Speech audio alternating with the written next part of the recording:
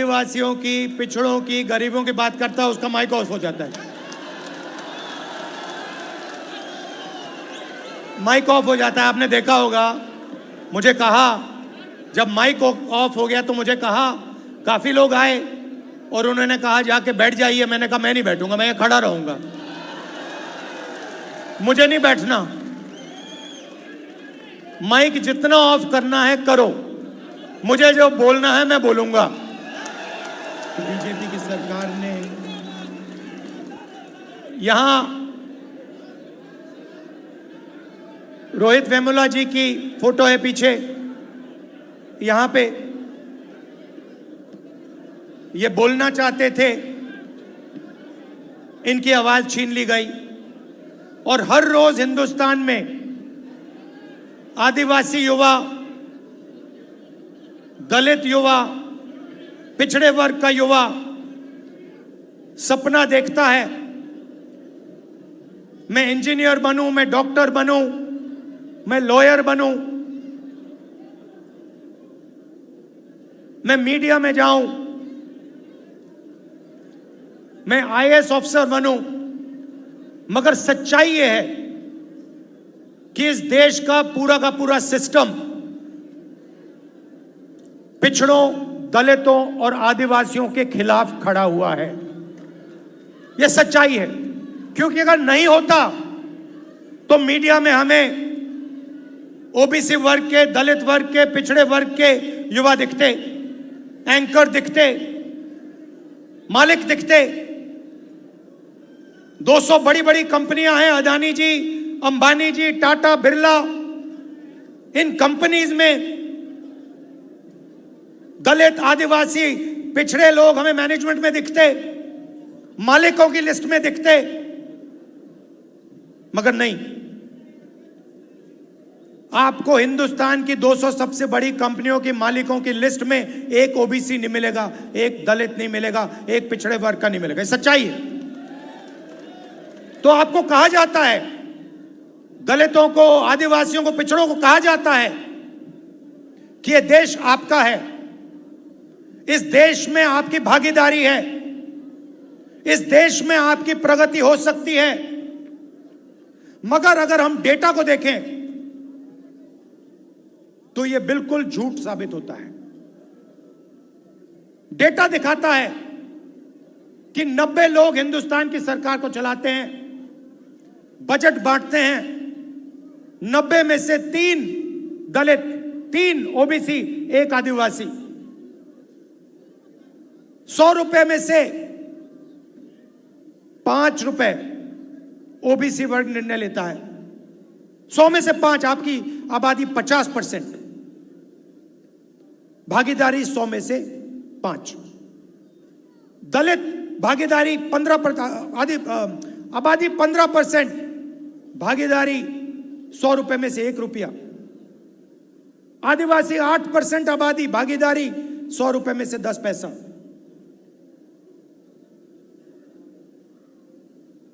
आपके सामने दीवार खड़ी हुई है और आप जानते हो, और आप इस बात को गहराई से समझते हो। समझते हो नहीं समझते हो?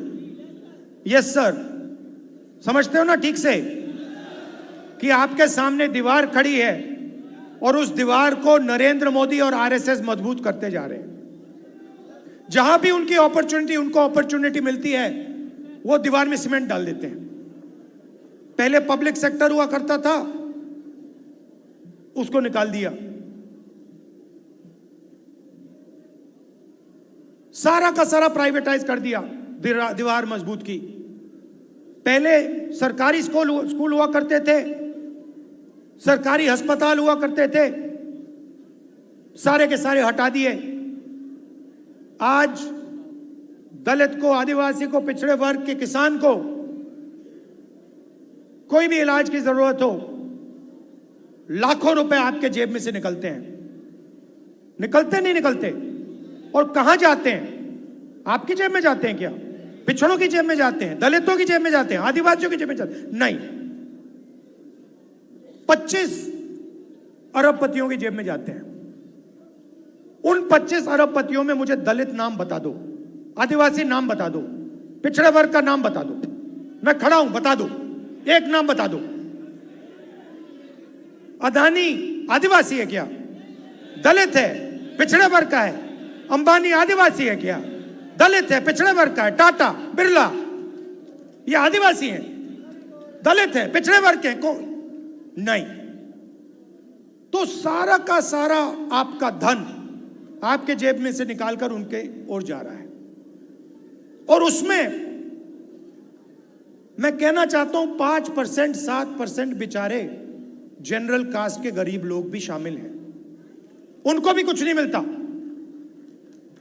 खोखले सपने दिए जाते हैं। 24 घंटा मैं 20 साल से देख रहा हूं, 24 घंटा आपको बताया जाता है कि आपको जगह है, आपकी जगह है, आपको जगह मिलेगी, मगर नहीं।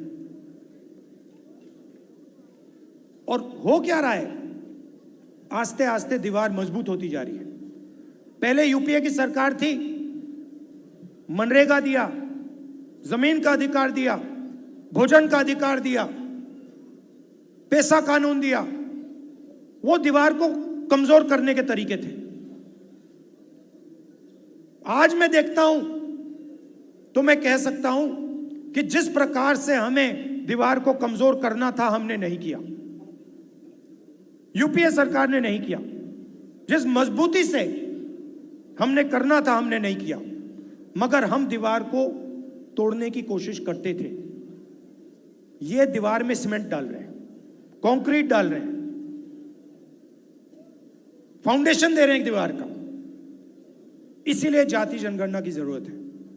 जाति जनगणना से आप सबको पता लग जाएगा, मीडिया में हमारे कितने लोग, कॉर्पोरेट इंडिया में कितने लोग, कोर्ट में कितने लोग, जुडिशरी में कितने, प्राइवेट अस्पताल हमारे कितने, प्राइवेट कॉलेजेस हमारे कितने।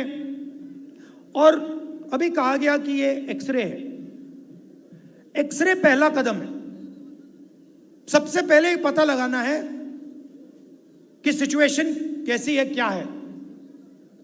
हमें मालूम है कि दलितों को, पिछड़ों को, आदिवासियों को, गरीब जनरल कास्ट के लोगों को, माइनॉरिटीज को दर्द हो रहा है, वो दिख रहा है, सबको दिख रहा है।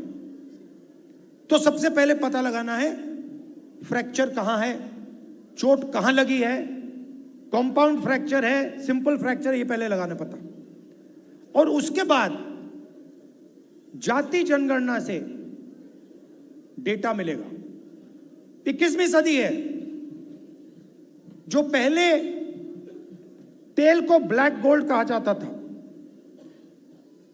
21वीं सदी का तेल डेटा है। और हम दलितों के बारे में, आदिवासियों के बारे में, पिछड़े वर्ग के बारे में डेटा चाहते हैं। और जिस दिन हमारी सरकार के हाथ में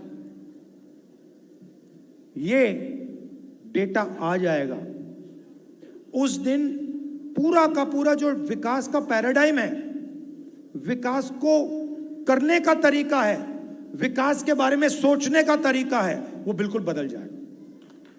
ये विकास की जो सोच है, कि जो अप्रोच है, उसका फाउंडेशन बनेगा। तेलंगाना में हमने काम शुरू कर दिया है। और आप देखना, जब तेलंगाना में रिजल्ट आएंगे, जाति जनगणना का रिजल्ट आएंगे, तो हमारी पॉलिसी जाति जनगणना के डेटा के बेसिस पे बनेगी। और इससे बीजेपी डरती है। बीजेपी चाहती है कि 4-5% लोग अरबपति और 4-5% लोग हिंदुस्तान को कंट्रोल में रखें। और ये जो इन्होंने कंट्रोल कर रखा है, जो इसको ये खत्म करने की कोशिश कर रहे हैं, इस कंट्रोल को तोड़ने के 2 तरीके हैं। एक जाति जनगणना और दूसरा रिजर्वेशन को 50% से ज्यादा करना। तो इसमें हम लगे हुए हैं। तेलंगाना में हमने किया, कर्नाटक में किया, और जहां भी हमारी सरकार आएगी हम दलित, आदिवासी, पिछड़े वर्ग, गरीब, जनरल कास्ट, माइनॉरिटीज का डेटा निकालेंगे और पता लगाएंगे कि विकास में उनकी क्या हिस्सेदारी है, हिंदुस्तान के फ्यूचर में उनकी क्या भागीदारी है, क्या भागीदारी होनी चाहिए। ये हमारा लक्ष्य। और मैं आपको बता रहा हूं, बीजेपी कुछ भी कर ले, आरएसएस कुछ भी कर ले, जाति जनगणना और 50% का जो रिजर्वेशन का बैरियर है, इन दोनों को हम खत्म करके देंगे नेशनल लेवल पे। मैं आपको कह रहा हूं, मैंने लोकसभा में कहा है, मैंने वायदा किया है, वहां पे इस कॉन्स्टिट्यूशन पे वायदा किया है कि जाति जनगणना को हम इसी लोकसभा में पास करके दिखाएंगे। क्यों? क्योंकि हम ये जो संविधान है, इसकी सोच की रक्षा करना चाहते हैं। हम चाहते हैं कि जो इसमें लिखा है कि हिंदुस्तान के सब लोग एक समान हैं, one man one vote, equality, fraternity, उसके लिए हम लड़ रहे हैं और ये काम हम पूरा करके आपको देंगे। मैं चाहता हूं, यहां आपने मीटिंग की, मैं चाहता हूं कि जाति जनगणना का जो मैसेज है और 50% रिजर्वेशन का जो मैसेज है, आप सब हिंदुस्तान के गांव-गांव में, हर शहर में, हर सड़क में आप जाके फैलाओ। जहां भी आप जाओ, आपका एक ही मैसेज होना चाहिए, इस देश में 90% लोगों के साथ अन्याय हो रहा है, रोज हो रहा है, हर रोज हो रहा है, हर मिनट हो रहा है। और अन्याय को खत्म करने का तरीका जाति जनगणना और रिजर्वेशन को 50% से आगे बढ़ाना है। धन्यवाद।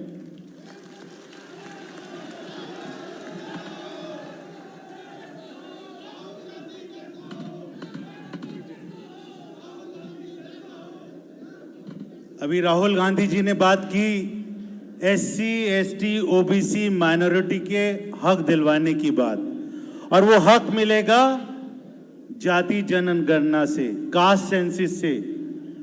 हम अगले 60 दिन में सभी चारों डिपार्टमेंट के लोग, फ्रंटल ऑर्गेनाइजेशन, गांव के स्तर के ऊपर, जिला के स्तर के ऊपर जाएंगे, लोगों के बीच में जाएंगे। यहाँ पर बहुत सारे सिविल सोसाइटी के लोग बैठे हैं, इनको साथ में लेकर जाएंगे और इस मुद्दे को संविधान पे चर्चा लोगों के बीच में जाके करेंगे। मैं आपको विश्वास दिलाना चाहता हूं। यहाँ पर रोहित वेमुला जी का नाम लिया राहुल गांधी जी ने, उनकी माता जी यहाँ पर बैठी हैं। ऐसे ही होता है। मैं आपको बताता हूं, जो भी इस देश में 3000 साल से जो भी दलितों की, आदिवासियों की, पिछड़ों की, गरीबों की बात करता है, उसका माइक ऑफ हो जाता है। माइक ऑफ हो जाता है। आपने देखा होगा, मुझे कहा, जब माइक ऑफ हो गया तो मुझे कहा, काफी लोग आए और उन्होंने कहा जाके बैठ जाइए। मैंने कहा मैं नहीं बैठूंगा, मैं खड़ा रहूंगा, मुझे नहीं बैठना। माइक जितना ऑफ करना है करो, मुझे जो बोलना है मैं बोलूंगा। बीजेपी की सरकार ने यहां रोहित वेमुला जी की फोटो है पीछे, यहां पे ये बोलना चाहते थे, इनकी आवाज छीन ली गई। और हर रोज हिंदुस्तान में आदिवासी युवा, दलित युवा, पिछड़े वर्ग का युवा सपना देखता है, मैं इंजीनियर बनूं, मैं डॉक्टर बनूं, मैं लॉयर बनूं, मैं मीडिया में जाऊं, मैं IAS ऑफिसर बनूं। मगर सच्चाई यह है कि इस देश का पूरा सिस्टम पिछड़ों, दलितों और आदिवासियों के खिलाफ खड़ा हुआ है। यह सच्चाई है। क्योंकि अगर नहीं होता तो मीडिया में हमें ओबीसी वर्ग के, दलित वर्ग के, पिछड़े वर्ग के युवा दिखते, एंकर दिखते, मालिक दिखते। 200 बड़ी बड़ी कंपनियां हैं, अदानी जी, अंबानी जी, टाटा, बिरला। इन कंपनीज में दलित, आदिवासी, पिछड़े लोग हमें मैनेजमेंट में दिखते, मालिकों की लिस्ट में दिखते, मगर नहीं। आपको हिंदुस्तान की 200 सबसे बड़ी कंपनियों की मालिकों की लिस्ट में एक ओबीसी नहीं मिलेगा, एक दलित नहीं मिलेगा, एक पिछड़े वर्ग का नहीं मिलेगा। सच्चाई है। तो आपको कहा जाता है, दलितों को, आदिवासियों को, पिछड़ों को कहा जाता है कि यह देश आपका है, इस देश में आपकी भागीदारी है, इस देश में आपकी प्रगति हो सकती है। मगर अगर हम डेटा को देखें तो यह बिल्कुल झूठ साबित होता है। डेटा दिखाता है कि 90 लोग हिंदुस्तान की सरकार को चलाते हैं, बजट बांटते हैं। 90 में से 3 दलित, 3 ओबीसी, 1 आदिवासी। 100 रुपए में से 5 रुपए ओबीसी वर्ग निर्णय लेता है। 100 में से 5, आपकी आबादी 50%, भागीदारी 100 में से 5। दलित भागीदारी 15%, आबादी 15%, भागीदारी 100 रुपए में से 1 रुपया। आदिवासी 8% आबादी, भागीदारी 100 रुपए में से 10 पैसा।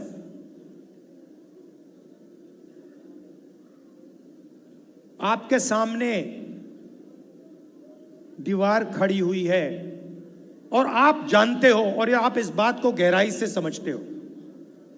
समझते हो नहीं समझते हो? यस सर, समझते हो ना ठीक से कि आपके सामने दीवार खड़ी है और उस दीवार को नरेंद्र मोदी और आरएसएस मजबूत करते जा रहे हैं। जहां भी उनकी अपॉर्चुनिटी, उनको अपॉर्चुनिटी मिलती है, वो दीवार में सीमेंट डाल देते हैं। पहले पब्लिक सेक्टर हुआ करता था, उसको निकाल दिया। सारा का सारा प्राइवेटाइज कर दिया, दीवार मजबूत की। पहले सरकारी स्कूल हुआ करते थे, सरकारी अस्पताल हुआ करते थे, सारे के सारे हटा दिए। आज दलित को, आदिवासी को, पिछड़े वर्ग के किसान को कोई भी इलाज की जरूरत हो, लाखों रुपए आपके जेब में से निकलते हैं। निकलते नहीं निकलते? और कहां जाते हैं? आपकी जेब में जाते हैं क्या? पिछड़ों की जेब में जाते हैं? दलितों की जेब में जाते हैं? आदिवासियों की जेब में जाते हैं? नहीं, 25 अरबपतियों की जेब में जाते हैं। उन 25 अरबपतियों में मुझे दलित नाम बता दो, आदिवासी नाम बता दो, पिछड़े वर्ग का नाम बता दो। मैं खड़ा हूं, बता दो, एक नाम बता दो। अदानी आदिवासी है क्या? दलित है, पिछड़े वर्ग का है। अंबानी आदिवासी है क्या? दलित है, पिछड़े वर्ग का है। टाटा, बिरला, ये आदिवासी हैं, दलित है, पिछड़े वर्ग के को नहीं। तो सारा का सारा आपका धन आपके जेब में से निकालकर उनके ओर जा रहा है।